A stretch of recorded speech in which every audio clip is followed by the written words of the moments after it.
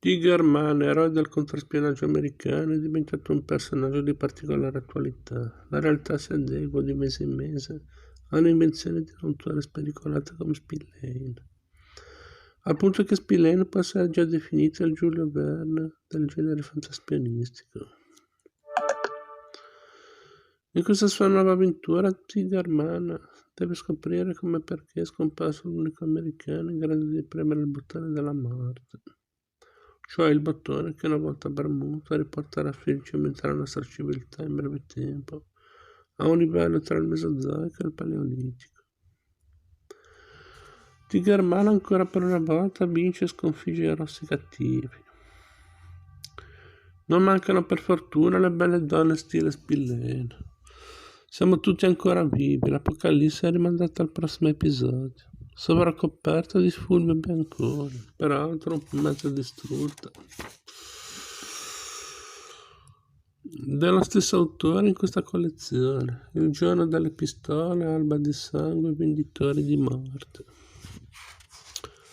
In questa edizione della Garzanti che c'ha più anni di me. 1968.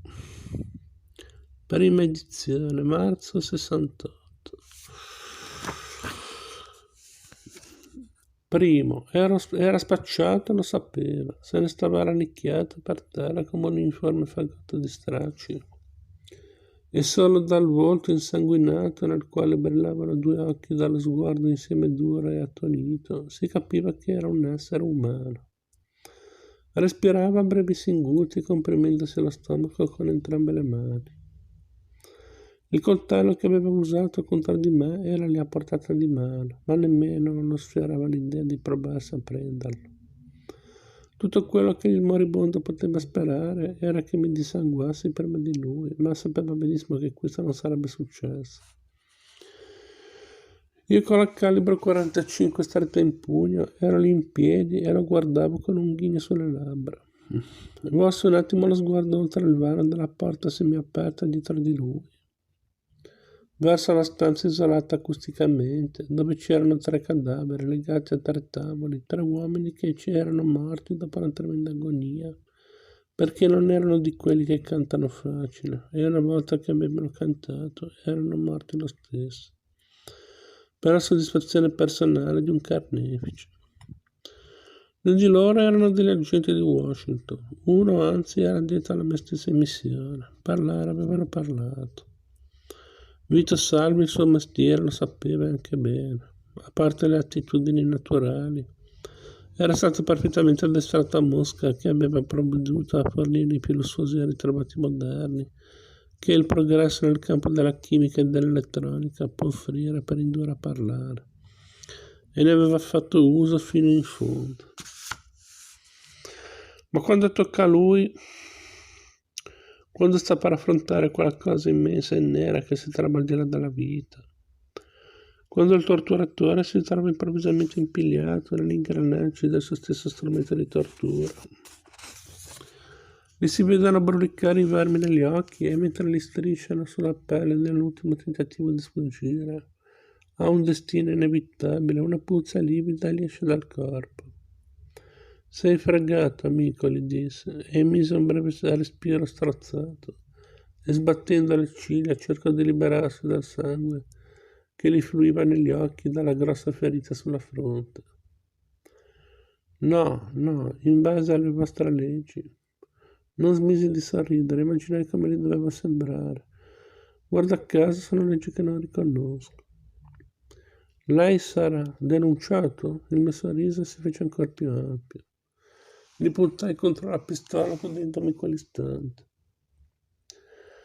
Qualcuno deve averti messo delle stralende in testa, Vito. Un'inchiesta, ecco tutto. 3 uomini ammazzati dall'agente nemico che ha un duplice taglio sulla sua testa. E io sono soltanto uno che si trovava sul posto, che per caso ha guastato la festa e si è beccato per di più la sua parte di legnate.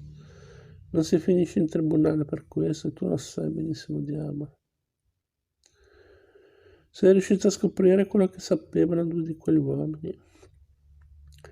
Però non ti serve a niente, anche se quelli di Washington non mi possono vedere. Quando avranno sentito la storia che li racconterò, uscirò dall'intera faccenda con le mani pulite, da bravo cittadino, dotato di spirito, di iniziativa e di coraggio. I tuoi capi non sapranno nemmeno che sei morto finché col tempo arriverà anche questa informazione e allora semplicemente ti cancelleranno dai ruoli. Hanno detto, lo so, hanno cantato. Mi hai fatto sputare tutto e lo sai benissimo, solo c'è una cosa. Ci hai messo troppo ad ammazzare e adesso è troppo tardi per trasmettere le informazioni. Ci provò comunque, ci provano tutti, devono farlo per forza. Potrebbe arrestarmi, disse. No, è molto meglio così. Niente rottura di scatola. La facciamo finita per sempre, punto e basta. Niente strascichi. Un altro comunista fuori dai piedi e i nostri colleghi del Cremlino ne sapranno quanto prima. Aggiungi che la prossima volta anche noi staremo più attenti a non farci beccare. Aveva la calibro 45 puntata in mezzo alla sua fronte. Vito Salvi che aveva fatto fuori almeno 14 dei nostri agenti. Pareva non se ne accorgesse nemmeno. Dai recessi della sua mente aveva escogitato un'ultima scappatoia. I suoi occhi erano duri e feroci, e come infettati da un'ombra di astuzia quando disse: potrei passarvi delle informazioni preziose, un dottore. Mi consegna alla polizia. Vi posso dire un sacco di cose. La mia missione aveva due obiettivi. Non si trattava soltanto di tirare fuori da quei due uomini. C'era anche un'altra ragione, più urgente. La vostra polizia vorrà certamente sapere.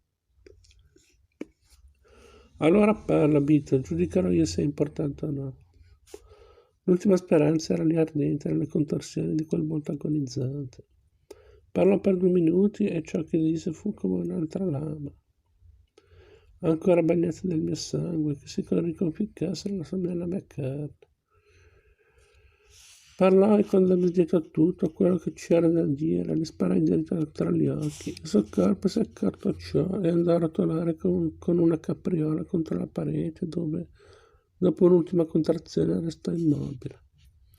Allora alzai il ricevitore e feci il numero dell'ufficio della IAZ a New York.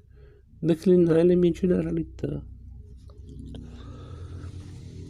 Mi interrogarono sul posto. 2 uomini con la puzza al naso erano a capo di una recentissima e segretissima sezione di sicurezza di Washington.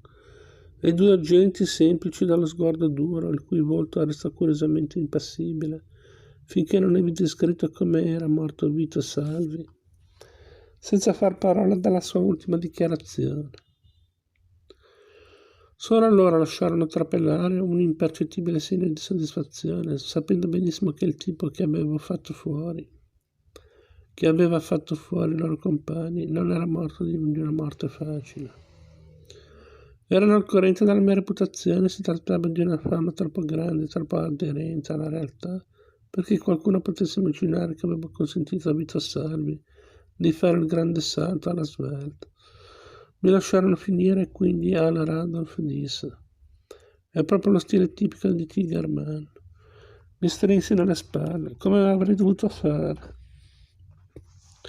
Mi guardò da vicino, quindi si avvicinò al cadavere, accanto alla parete e stette a contemplarlo per alcuni secondi. Cominciamo dal principio, man, per esempio, da come hai cominciato a occuparti di questa faccenda. Gli altri adesso mi stavano guardando e i 2 agenti avevano dei notes neri tra le mani. Mentre parlavo stenografavano tutto parola per parola. Certo, dissi, l'altro morto è Doug Hamilton, uno dei nostri. Dirige un'agenzia investigativa privata proprio fuori da New York. Questa agenzia è autorizzata. Autorizzata? Puoi controllare la svelta, gli disse. È da 3 anni che Martin Grady gli affidava degli incarichi di normale amministrazione. Informazioni sul personale della Bell Tire Electronics, una delle ditte di cui è proprietario, in base ai contratti. Sappiamo tutto sulla Bell Tire, ma tu, Tiger, com'è che ci sei capitato in questa faccenda? 1 settimana fa Hamilton è sparito. Era a portata di mano e allora ho ricevuto l'ordine di occuparmi del caso. Feci con la testa un segno in direzione della stanza vicina. Ho seguito le sue tracce fin qui.